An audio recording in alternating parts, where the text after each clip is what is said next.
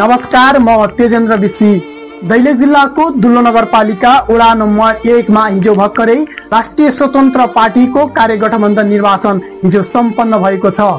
दर्शकबिन, तपाईलाई यो कुरा सुन्दा अलि अचम्म लाग्न सक्छ। अहिलेसम्म हाम्रो देशमा एमाले र कांग्रेस थियो, तर अहिले एकासी कसरी राष्ट्रिय स्वतन्त्र पार्टी आयो भनेर मनमा जिज्ञासाहरू पनि लाग्न सक्छ। विगतदेखि हामीहरूले नेपाली कांग्रेस, एमाले, माओवादीतिर लागिरहेका थियौं, तर अहिले भने राष्ट्रिय स्वतन्त्र पार्टी भएर एक राजा वीरेन्द्रको राज दरबारमा त्यत्रो नेपाली सेना कहाँ गयो? नेपाल पुलिस, जनपद पुलिस कहाँ थियो? त्यो राज दरबारमा घटना वंशनाश भयो राजा वीरेन्द्रको। त्यो पनि कानुन छैन नेपालमा, भएन। त्यसकारण मदन भण्डारी, म एमाले मान्छे हुँ, 46बाट अहिले 81सम्म लागेँ। कार्तिक 2 गतेसम्म म त्यहाँ थिएँ, तर मैले सुने भने नेपाली कांग्रेसले मार बनायो हो, त्यसकारण मैले मारेन, कांग्रेसले मार्यो भने। जब केपी शर्मा ओली प्रधानमन्त्री बनिसकेपछि मेरो झससँग पानी, मेरो तल्लो चकमा पानी गयो, चिसो पानी पर्छ। मैले भने ओहो, रवि लामी छाने 2 गते जो हिरासतमा गयो, मैले सोचे हिरासतमा गयो, यसरी मार्ने, रामनलाई मार्ने रहेछ। रवि लामी छाने 3 चोटि केपी शर्मा ओली भनिसकेपछि उनीहरूले राति काठमाडौँबाट कास्की जो राति उठाइयो, रातिको 12 बजे त जाने जान त अर्को व्यक्तिले पठाउँछु भनेर जो केपी त्यहाँको आइजिबीले भन्यो। त्यो भनिसकेपछि उसले राति उसको त्यहाँको प्रसारले समाएर राति दार्जिलिङमा घुमाउँदै जुट भएर दैलेख जिल्लाका बासिन्दाहरूले अब हामीले राष्ट्रिय स्वतन्त्र भएर भोटर दिन पाउनुपर्छ। अहिलेसम्म हाम्रो छरछिमेकमा, गाउँ समाजमा कुनै पनि अहिलेसम्म सेवा सुविधा भएन, कुनै पनि गाउँ समाजमा रोजगारी आएन। त्यो कारणले गर्दाखेरि अब हामी स्वतन्त्रतिर लाग्छौं, अब हामी घण्टीलाई भोट दिन्छौं भनेर दैलेखका जनताहरू राष्ट्रिय स्वतन्त्र पार्टी रवि लामिछानेतिर सबैजनाहरू अब हामी पनि स्वतन्त्र भएर रवि लामिछानेलाई भोट दिन्छौं। अब हामी किन राष्ट्रिय स्वतन्त्र पार्टीमा लाग्यौं भन्ने कुराको थोरै कुरा भन्छु यहाँलाई। किन हामी रवि लामिछानेलाई आज हाई किन एउटा व्यक्तिका पछाडि लागेर रवि आऊ देश बचाऊ, रवि लामिछाने जिन्दाबाद, लेखेका तमाम युवा युवती 80-90 वर्ष नागेका बुढाबुढी पनि आज रवि लामिछाने हाम्रो छोरो हो भनेर यसरी कुर्लिरहेका छन्।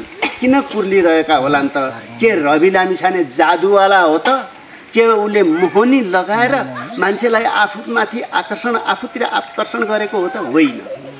रवि लामिछाने हाम्रो पार्टीको सभापतिज्यूले देश र जनताको निमित्त थुप्रै काम गर्नुभएको छ। तपाईलाई म साना उदाहरण दिन्छु। जस्तै कालीकोटमा हस्पिटल निर्माण भएको छ।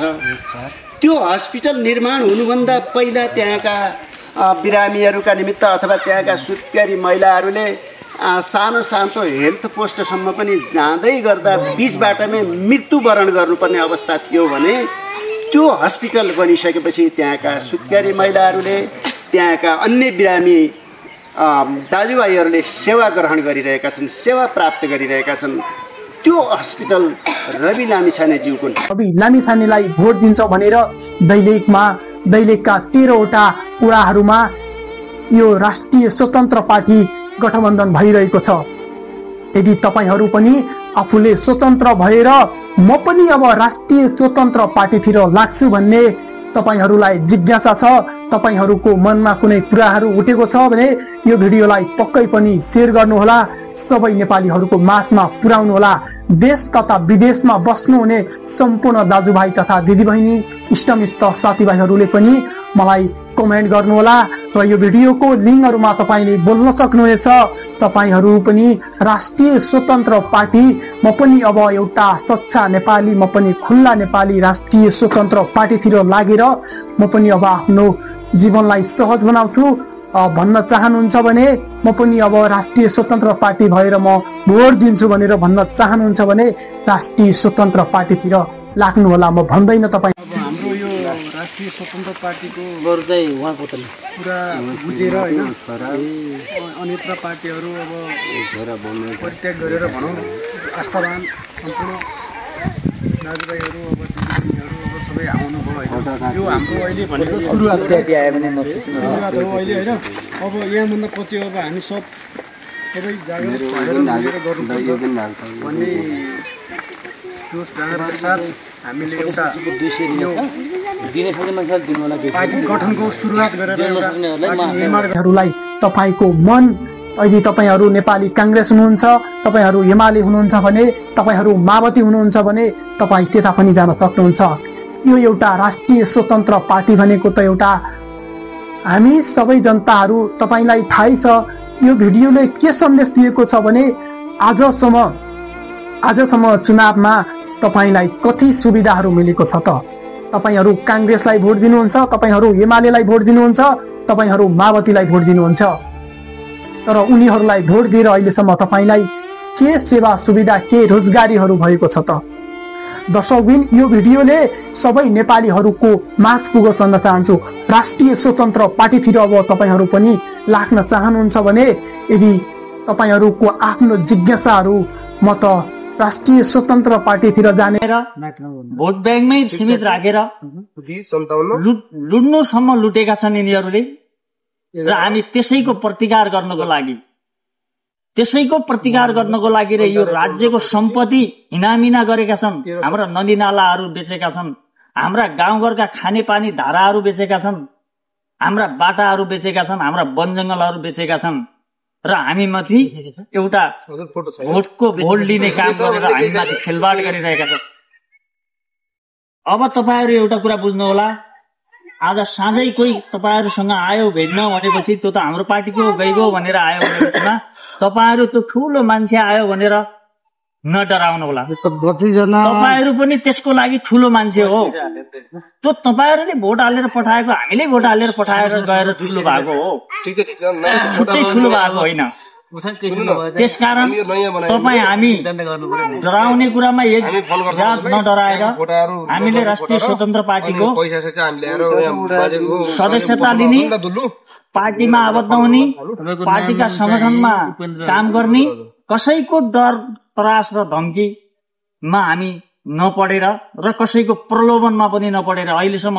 अब तपाईँहरूलाई के भन्छन्, पाइप त म ल्याइदिन्थेँ भन्ला आएर यहाँ कोही यहाँबाट मैले त तेरो लागि थिएँ म त, तर के गर्ने, मेरो पहिलोको पार्टी एमाले छ, पहिलोको पार्टी काङ्ग्रेस छ, पहिलोको पार्टी माओवादी छ, म छोडे भने, म उता गए भने मलाई भोलि केही पार्टीले मलाई केही असर त पार्न सक्छ कि भन्ने त्यस्तो जिज्ञासाहरू पनि तपाईँको मनमा उठेको होला। यदि त्यस्तो जिज्ञासा तपाईँको मनमा उठेको छ भने यो कुरामा तपाईँहरू ढुक्क हुनुहोस्। यदि तपाईँले नै दिने हो भोट, तपाईँहरू नै राष्ट्रिय स्वतन्त्र पार्टी भएर पनि राष्ट्रिय स्वतन्त्र पार्टीमा पनि लाग्न सक्नुहुन्छ, नेपाली काङ्ग्रेसमा पनि लाग्न सक्नुहुन्छ, नेकपा एमालेतिर पनि लाग्न सक्नुहुन्छ।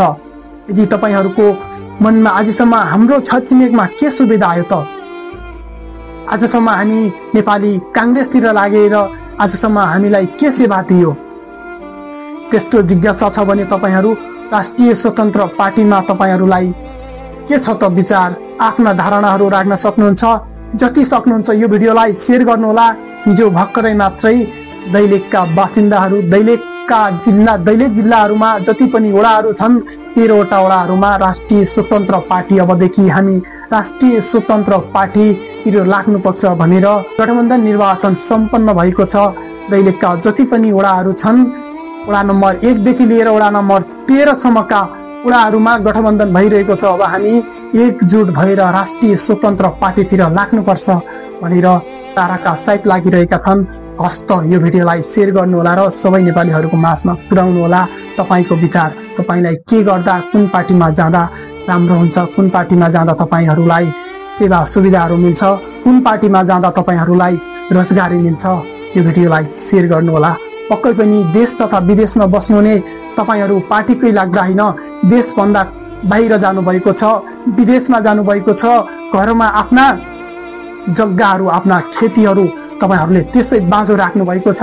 घरमा अहिले हामी ठाउँ ठाउँमा जान्छौँ, ठाउँ ठाउँमा गएपछि हामी कतै बारीहरू बाँझो छ, कतै खेतीहरूमा बारीहरूमा त्यहाँ बाँझै छ, तरकारीहरू लगाएको छैन, कुनै खेती गरेको छैन। सबै नेपालीहरू रोजगारीको लागि विदेश जानुपर्ने अवस्था आएको छ।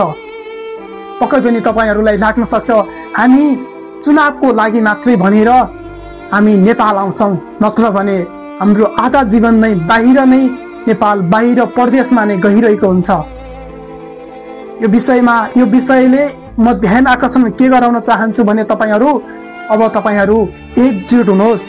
अब पनि हामीले स्वतन्त्र राष्ट्रिय स्वतन्त्र भएर भोट दिन पाउनेछौँ भनेर तपाईँहरू लागि पर्नुहोस्। हस्त नमस्कार। यो भिडियोलाई सेयर गर्नुहोला, सबै नेपालीहरूको माझमा पुर्याउनुहोला। जय नेपाल, जय घन्टी।